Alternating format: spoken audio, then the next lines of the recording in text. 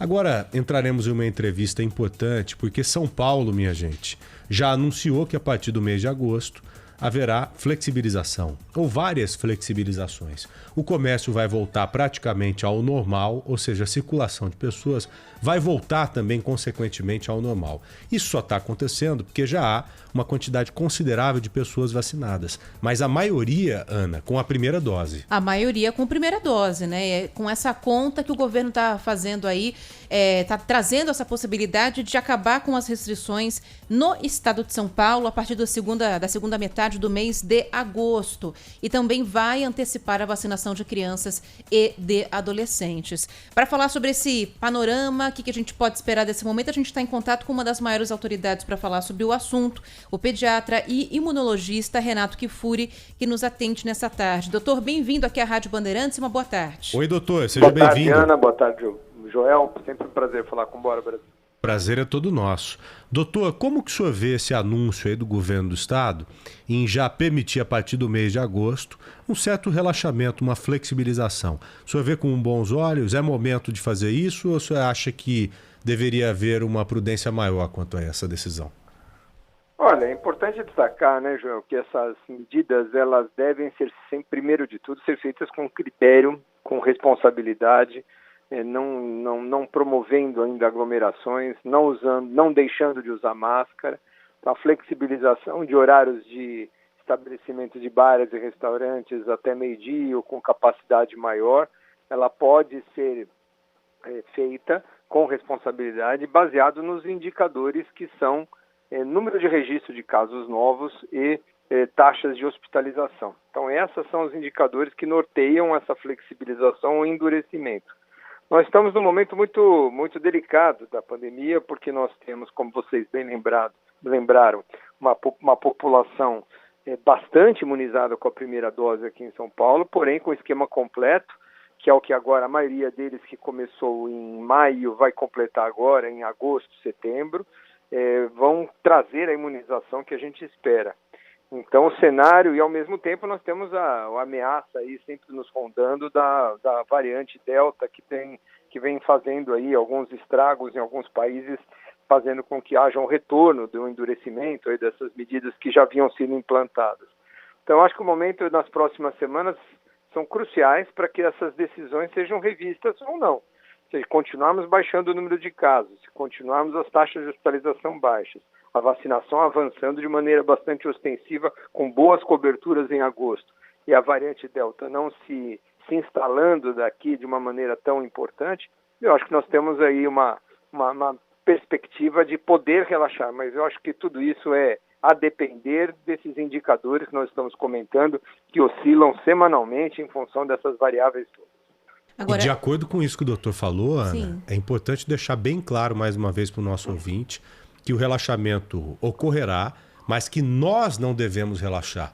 Nós devemos continuar com a máscara, devemos continuar Exato. afastados das áreas de aglomeração, continuar com o álcool em gel, porque uma coisa é você relaxar o comércio, o serviço como um todo. São Agora, as restrições. Outra coisa é você relaxar como pessoa, né, doutor? E como o senhor disse aí, nem todo mundo está imune, nem todo mundo está protegido. Então é bom a gente ir com mais calma daqui para frente, né? Lembrar que a gente registra ainda 40 mil casos novos todos os dias. Então, nós temos uma força da infecção ainda, uma taxa de transmissão muito elevada.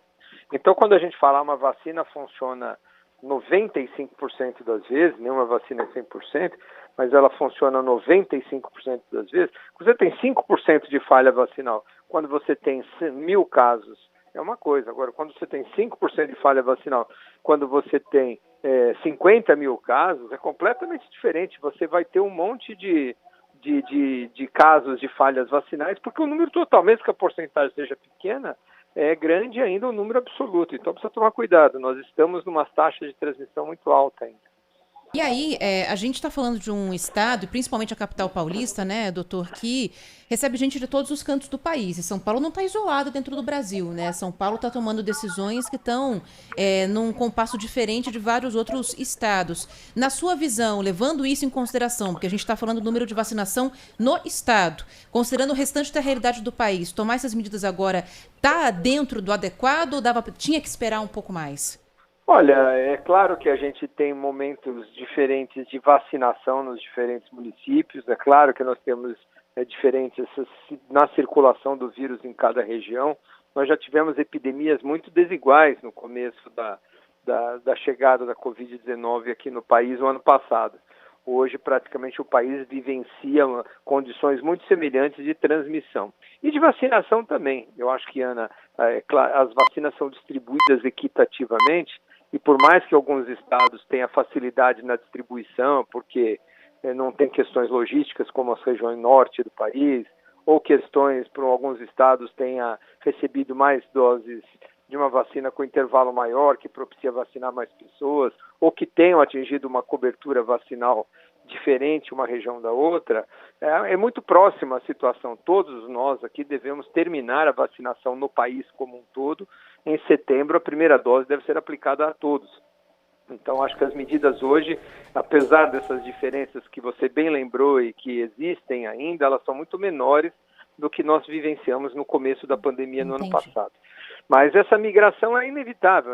São Paulo é um polo de circulação de gente do país inteiro. Isso não há como evitar isso e como não desconsiderar. Você lembrou muito bem. Doutor, eu tomei a segunda dose da vacina ontem, então eu já estou mais tranquilo. Parabéns. Obrigado. É claro que tenho que aguardar ainda esses 14 dias necessários pela frente para que eu fique protegido mesmo, dentro da margem de segurança da vacina apresentada, assim como o senhor disse para a gente. Só que eu vou ficar tranquilo de fato mesmo quando as pessoas da minha família estiverem vacinadas, quando principalmente os meus filhos estiverem vacinados. Para quem tem criança pequena hoje, filho de 3, 4, 5, 10 anos de idade, mudou alguma coisa em relação à preocupação que tínhamos hoje, com a preocupação que temos na atualidade, a preocupação que tínhamos no passado, com a preocupação que temos hoje? Mudou alguma coisa nesse sentido? Qual o risco que uma criança corre e aí por diante? Não mudou nada, não, João. A gente continua observando um risco muito menor de crianças e adolescentes desenvolverem formas graves da Covid-19.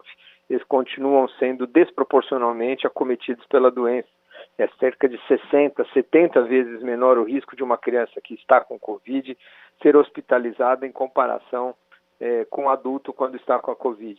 Então as crianças continuam sendo poupadas, mas eu chamo a atenção porque esses números às vezes nos distraem para outros aspectos, porque quando você fala que menos de 2% do total de hospitalizações por Covid acontecem em menores de 20 anos de idade.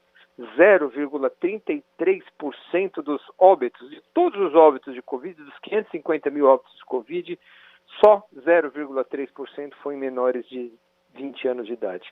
Só que quando a gente fala desse número, parece só 0,3%, mas são mais de 2 mil. De 550 mil óbitos, foram 2 mil crianças e adolescentes que já perderam a vida para a Covid. Então, mesmo que essa porcentagem seja pequena, é um número muito grande, os 2 mil.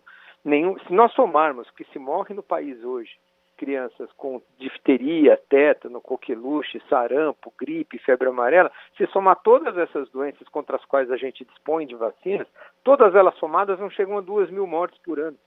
Então, hoje a Covid é a doença que mais mata, a doença que existe vacina e que mais mata ainda no país as crianças e adolescentes. Então, certamente, não é negligenciável a questão da vacinação, da proteção das crianças. E olha, eu ficaria mais tranquilo, você estava falando que ficará tranquilo quando vacinar os seus filhos, quando vacinar os seus parentes. Eu acho que o indicador de mais tranquilidade para você, Joel, é quando as taxas de transmissão da doença forem pequenas. Porque enquanto a gente tiver muito vírus circulando, mesmo você vacinado, o seu risco, como eu falei, 5% dos vacinados vão acabar tendo a doença, mesmo sendo vacinados. 5% a 10%, dependendo da vacina.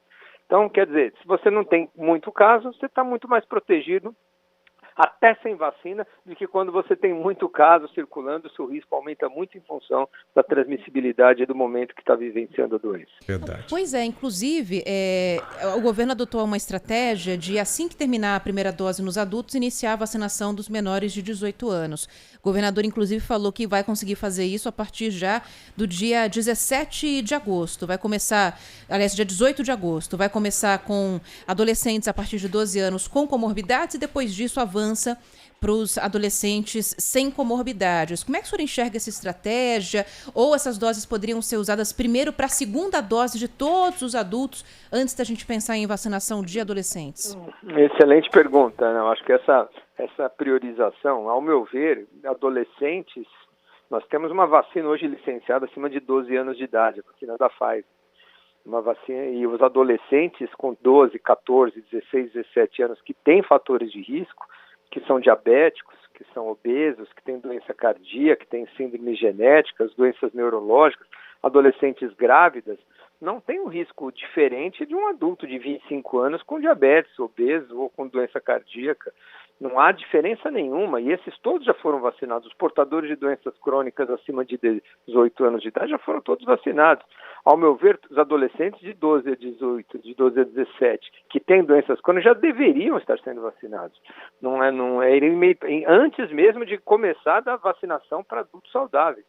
Eu acho que esse é um equívoco que o Ministério precisa corrigir urgentemente, de iniciar a vacinação desses indivíduos, que já temos uma vacina licenciada acima de 12 anos, para esses grupos de risco. Aí é indiscutível.